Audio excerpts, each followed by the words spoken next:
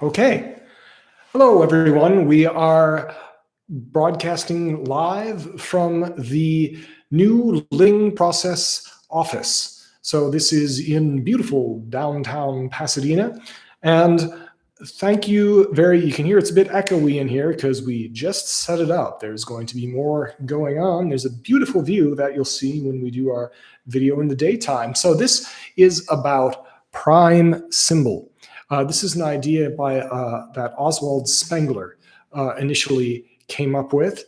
And this is something that I have to give credit where credit is due. Thank you to Bronze Age Tony and all the other great folks in the Discord chat. And I apologize, I forgot the name of the guy who requested this topic, but this is a topic by request. And by the way, ladies and gentlemen, if you want to make requests for topics, like, subscribe, comment below. So this is something that I've talked about in the past, but to give you a good idea of what it is, prime symbol, what on earth is this except two words? So the background to this is in the history and historiography of Oswald Spengler. He was a German historian who wrote in the lead up to World War I and during World War I, publishing just right at the end of it, about the rise and fall of civilizations. His famous book is Untergang des Abendlandes, which is translated as Decline of the West, but really it refers to the idea of like the sunset of the evening lands. It's very poetic and tough to translate with that title. What he did is he thought, wait a minute, everyone makes analogies to history, everyone. But some of those analogies are more useful than others. History doesn't repeat, but it does rhyme. So he says, is there a way that you can get really specific with this rhyming of history? And he made a pretty darn good argument that, yes, you can get pretty good results when you're rigorous with this. So his idea was that civilizations gather energy, which he called Kultur. Civilizations disperse energy, which he called Zivilisation, culture and civilization, meaning the early part and the late part.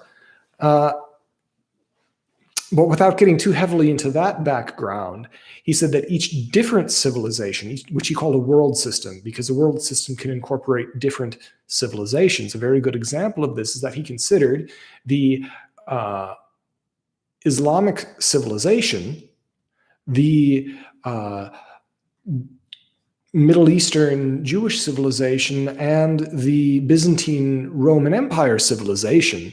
There were three distinct civilizations, but he considered them all part of the same world system, that they understood the world, despite their differences, they understood the world in a very specific way, and this was their prime symbol.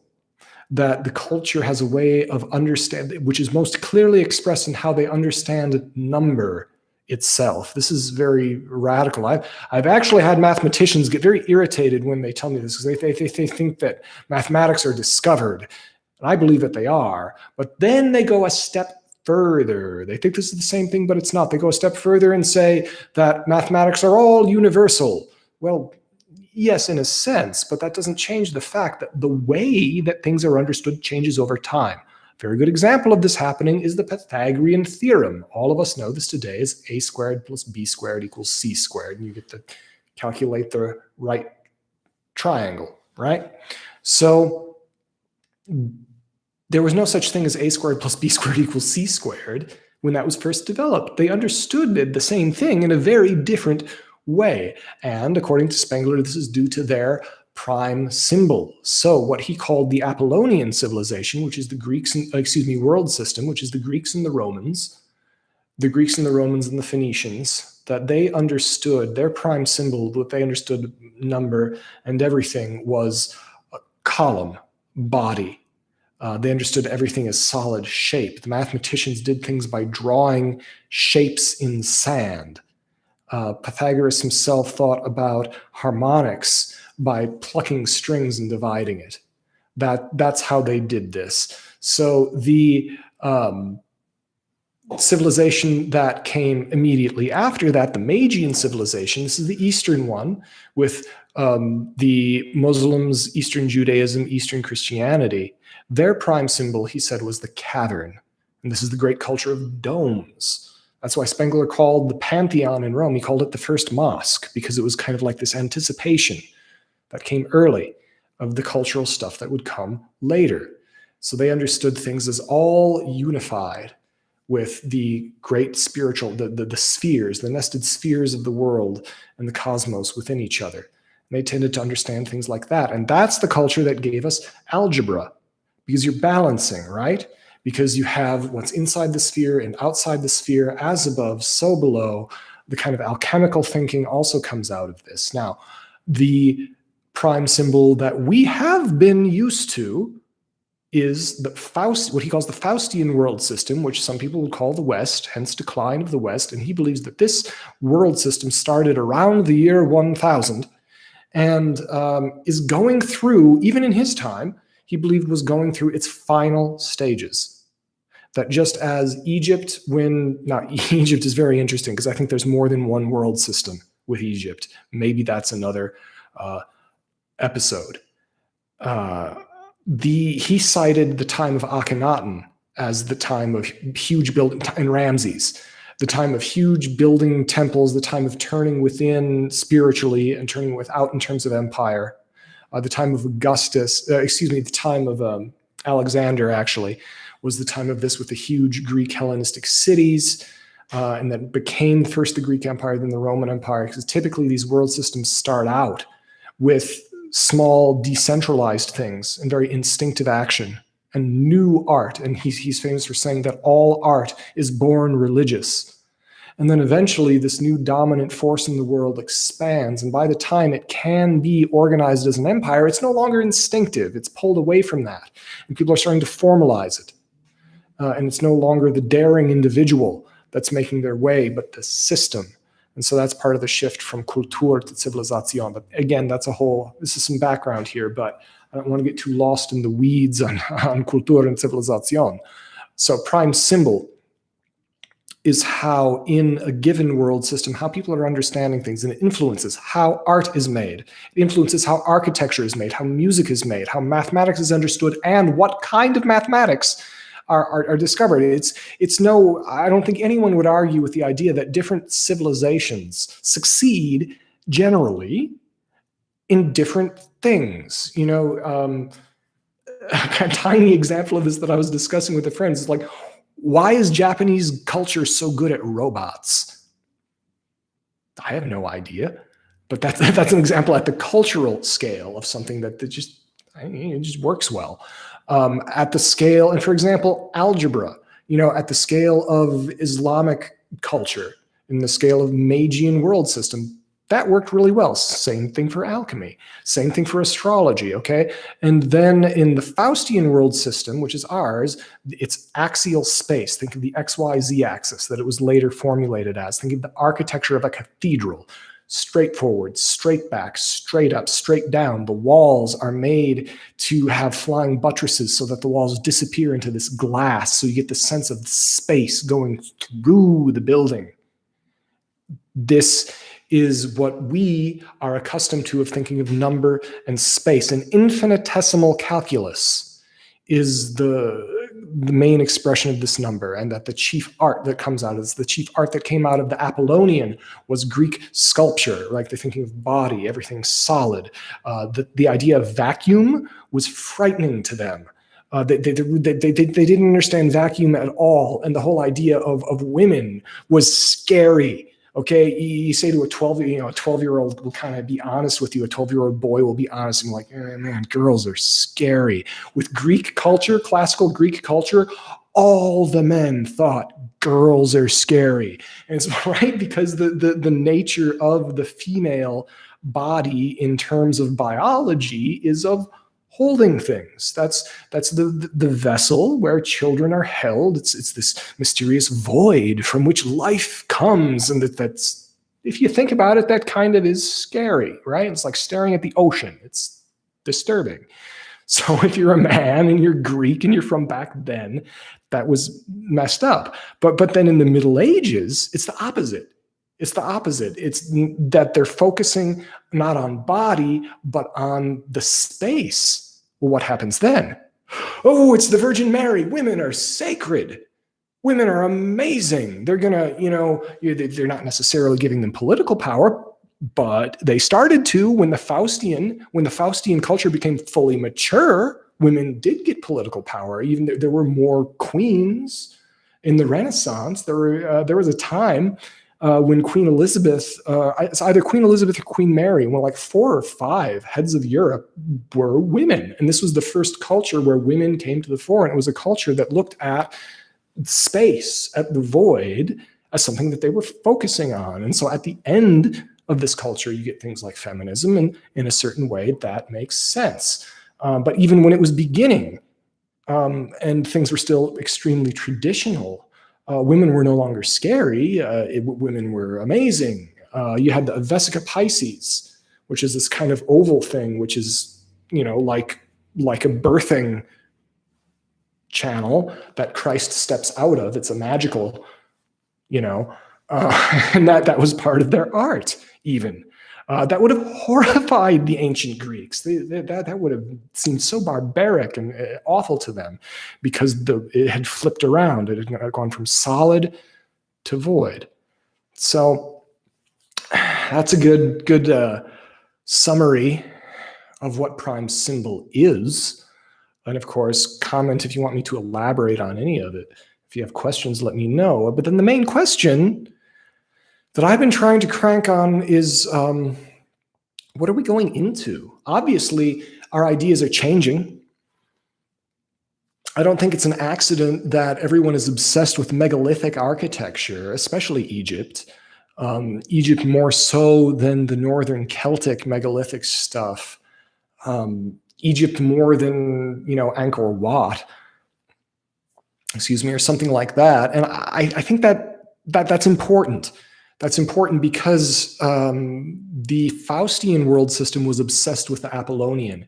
We tend to be, Spengler observed that if there's a situation where a world system is opposite to, has a prime symbol that's opposite to another world system's prime symbol, they'll be fascinated with the thing that's the opposite, because it ends up being really good at the stuff that is a blind spot for you.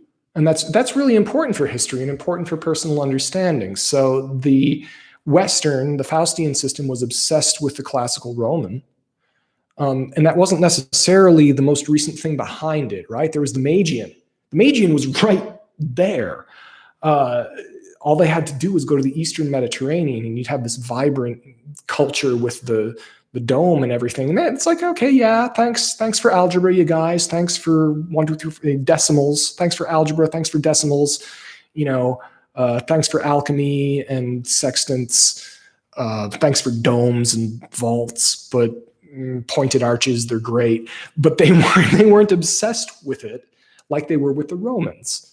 The Magian was not opposite. It was simply different. And they learned, but they were obsessed with the opposite nature of the Romans. So I think there's something about the Egyptian that is likely opposite to whatever is emerging right now.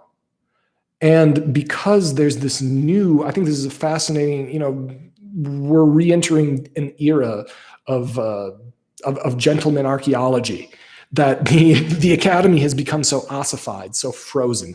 See my previous video called Universities Are Bologna, if you want to see my opinions on that. The academy and the institutions, not just, and I'm not ragging, I could, but I'm just not ragging on universities especially. You just look all around. The world has changed. This is why these things are important, because every once in a while, the world changes sufficiently and fundamentally that the old systems that were set really well for something not that long ago, there's a gap. Okay, it's not necessarily working.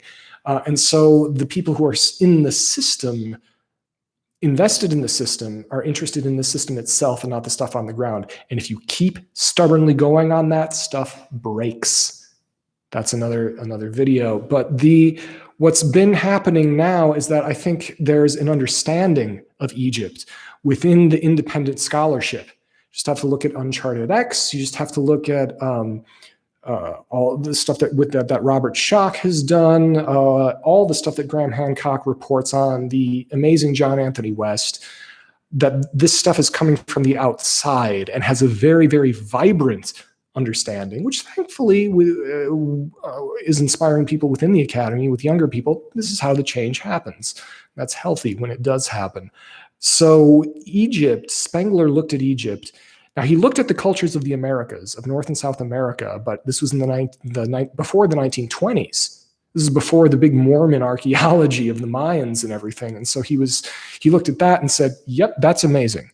The Native Americans in North and South America, they had a really amazing world system. I don't know enough. So he didn't come to any conclusions about it because he said there wasn't enough archaeology there. Also, he kind of talked about the Sumerians, but again, this is before the 1920s. Akkadian and Sumerian had recently been translated. There was not that much scholarship done. So he's like, yeah, of course, that's a big deal, but he didn't come to any conclusions. The Egyptian stuff had been translated ever since the 1830s with Champollion, and the Rosetta Stone. So, okay, he felt like he could come to some conclusions on that. And of course, anything more recent than that had better textual evidence. So when he looked at that, he also looked at the Indian culture and East Indian and Chinese and Japanese cultures. And that's, again, we could talk more about those later. Those are also interesting. When he looked at the Egyptian world system, he said that their prime symbol was linear path. Okay, right. So think about the path of the Nile. One path, then the sun, one path. And there is one path of nature. It's united. There are other things, like there are little canals and rivulets that go into the Nile, but it's all harmonious. Like there's the principle of Ma'at, of unifying balance and justice, keeping everything on the true path. And what happens if you divert from the path? Ooh, desert on one side, no, desert on the other, you're dead. No, you must keep right. So very linear. And if you look at their architecture and their metaphysics are all about path. Their temples have a prescribed way that you go into and out of them. And it's like one axis. It's not like a Baroque thing where this like and it's all these legs that wrap around stuff. No, it's just straightforward. So whatever we're developing into, I don't know what is the so as space is to body, linear path is to fill in the blank. I think there's some interesting analysis to be done there.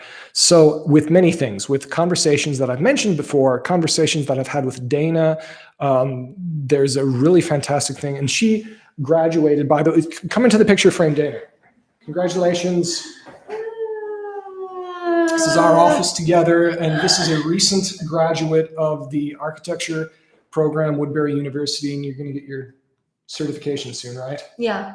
Excellent. Working on that. So, yep. So Dana had a really excellent discussion of prime symbol because of wonderful art that she's done, an art exhibit that she's done. So, yep, you're welcome.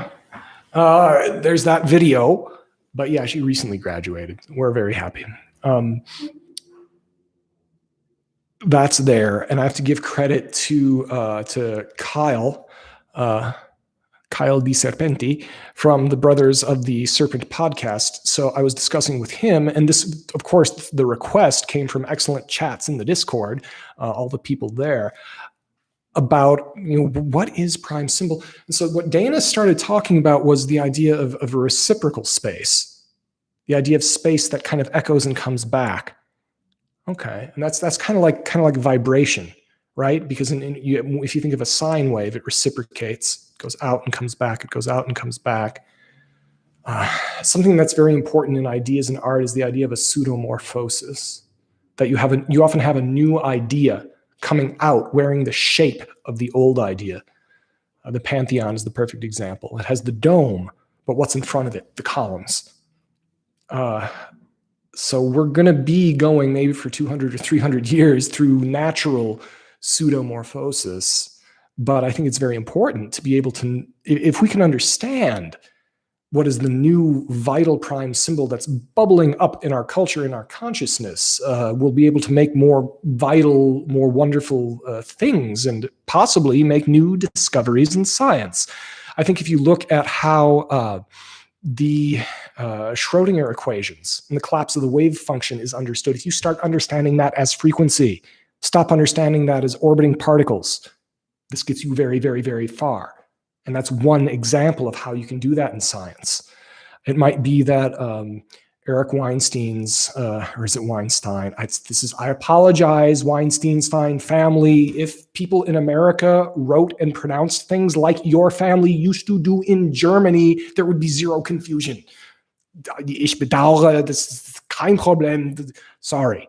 Anyways, I never get that straight because I speak German. It's my fault. Okay. Anyways, so you have the idea that this can prompt new scientific discovery, new artistic discovery. The idea of infinite space was being expressed in the cathedrals. So thinking about how you can make really fantastic architecture. So this is something that is very important to me. And I think that we're getting somewhere with it. When I was talking with Kyle, when Dana and I had the wonderful chance to visit with them, with Russ and Laura and all those fantastic folks, something that Kyle mentioned was about cymatics, and he was observing things like sand on a drumhead and playing a frequency and seeing, and it started to rotate. And he's like, huh, interesting. So you can make a model of the solar system or a model of the old idea of the electron and the atom. Okay, but you could use frequency to describe the whole thing. It might be that as prime symbol, frequency is becoming a new thing. So if you think about that, makes things like radio very interesting, that as the Faustian world system was ending, you had this new thing coming up with wireless, with radio waves, Tesla's ideas. So there might be something to that, the idea of understanding things as frequency. If we can understand how frequency, now is frequency an opposite to a straight ahead physical line? Maybe there's a string at rest versus a string playing. That's a kind of opposite. Maybe it's a weak opposite, but the string at rest is like the straight path. The string vibrating is the frequency. So if you have any thoughts about this, I'll probably make a part 2 on this where I'll try to assemble some thoughts on how this prime symbol, because at its most fundamental, it's an understanding of what numbers are, of how you understand math and geometry and shape and number. So there will be a part 2 on this. I'm going to try, ladies and gentlemen, to be consistent with this. I think 1 a day was too many. I want to give you a good balance between quality and quantity. So once a week, either Sunday or Monday. I'm leaning to Monday now, but it's going to be either Sunday or Monday. It's going to be once a week, and you're going to have some good nutritious content, hopefully, that everyone can enjoy. Well, good evening. Thank you very much. There will be more later. Thank you for listening.